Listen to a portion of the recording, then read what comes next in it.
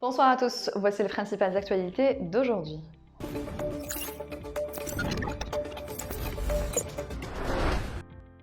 Le dramaturge, réalisateur, acteur, comédien et metteur en scène Mohamed Hilmi est décédé ce matin à l'âge de 90 ans.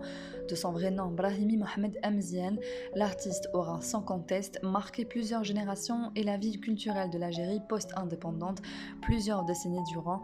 Le parcours du défunt est jalonné de réalisations à la fois radiophoniques, télévisuelles mais aussi théâtrales.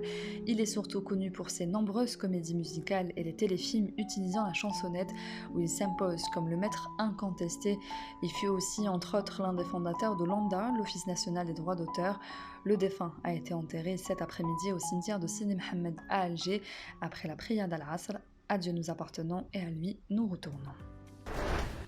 Le niveau de production algérienne de pétrole augmentera de 10 000 barils par jour en février prochain pour atteindre 982 000 barils par jour suite aux décisions de la 24e réunion ministérielle de l'OPEP+, a indiqué mardi à Alger le ministre de l'énergie et des mines Mohamed Al-Qab. Nous avons été très attentifs aux développements récents qui pourraient impacter la stabilité et l'équilibre du marché pétrolier international, a fait savoir le ministre, soulignant que l'extrême contagiosité du variant Omicron fait peser un risque majeur sur le fonctionnement des économies et par conséquent sur la demande de pétrole. L'Algérien Mohamed Hamel a pris ses fonctions à la tête du Forum des pays exportateurs de gaz, a indiqué l'organisation énergétique sur son site web. Il a été nommé à la tête de l'organisation énergétique lors de sa 23e réunion ministérielle présidée par la Bolivie le 16 novembre dernier pour une période de 2 ans à compter du 1er janvier 2022 conformément au statut du GECF. Hamel a entamé sa carrière au sein de la Société nationale des hydrocarbures Sonatrach où il a occupé le poste de vice-président de la stratégie et de la planification, un rôle qu'il a repris au Forum dans l'élaboration de la stratégie à long terme de l'organisation durant la période 2017-2022. Le tribunal de Bémandraïs Alger a reporté ce mercredi au 2 février prochain le procès de l'ex-gendarme qui a fui en Espagne, Mohamed Abdallah, et ce à la demande du collectif de défense.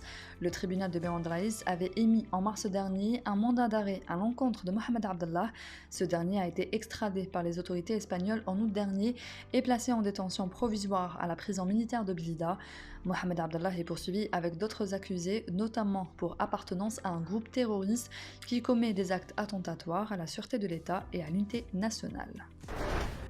Le procès des accusés dans l'affaire du groupe des industries agroalimentaires Ben Amr a été également reporté ce mercredi au 19 janvier par le pôle pénal économique et financier du tribunal de Sidi Mohamed Alger.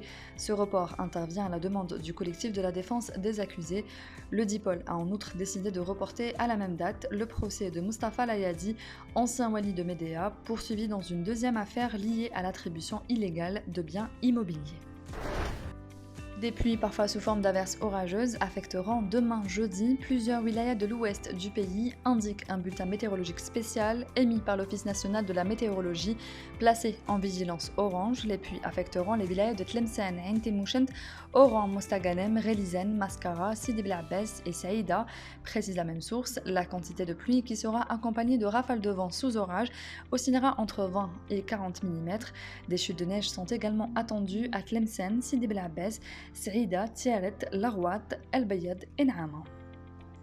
C'est la fin de ce journal, merci de l'avoir suivi. On se retrouve demain à la même heure sur nos réseaux sociaux. Excellente soirée.